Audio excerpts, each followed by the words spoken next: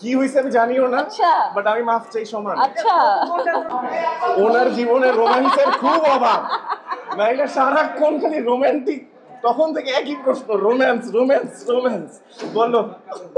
শুনেন, husband wife, এটা যে কোনো হাজব্যান্ড ওয়াইফে যখন রোম্যান্টিক সিন আসে তাদের মধ্যেও একটা রসায়ন হয়।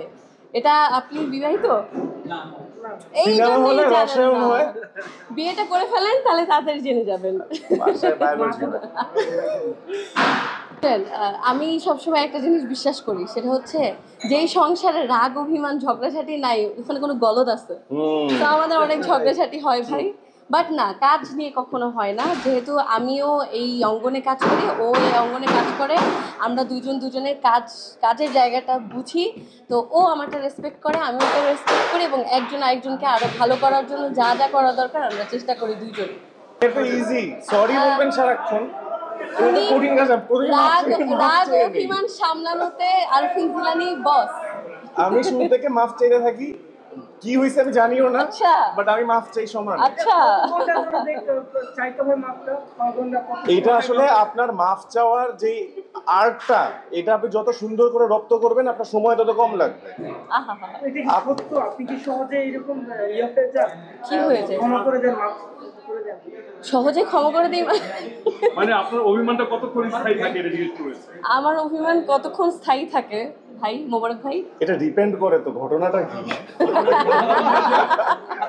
আপনি আপনি কখনো রাগ করেন না? আপনার রাগ অভিমান ভাঙায় না? তখনও আমি যখন রাগ করি, পরে ঘুরে ফিরে দেখি আমারই সরি বলা এই লাগে। মিথ্যা কথা।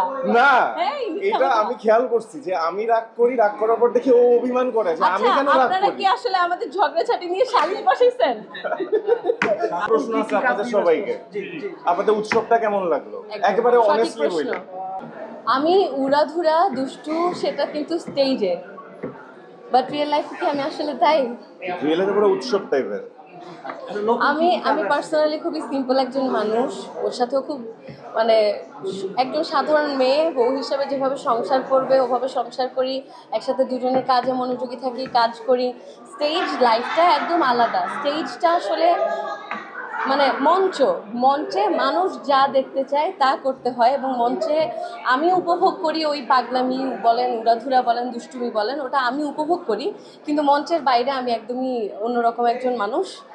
এবং উৎসবের মতো মুভি আমরা আরও চাই, কারণ এই মুভিটা দেখে বের হয়ে যে একটা অন্যরকম শান্তিপূর্ণ ঠান্ডা লাগে। অনুভূতি, মানে রিফ্রেশিং একটা, মানে অসাধারণ একটা অনুভূতি।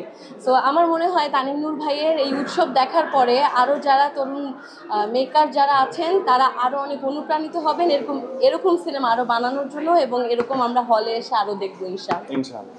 আচ্ছা, মোবারক ভাইয়ের অভিনয় আপনার কাছে কেমন লাগে? মোবারক ভাইয়ের অভিনয় আমার কাছে দুর্দান্ত লেগেছে।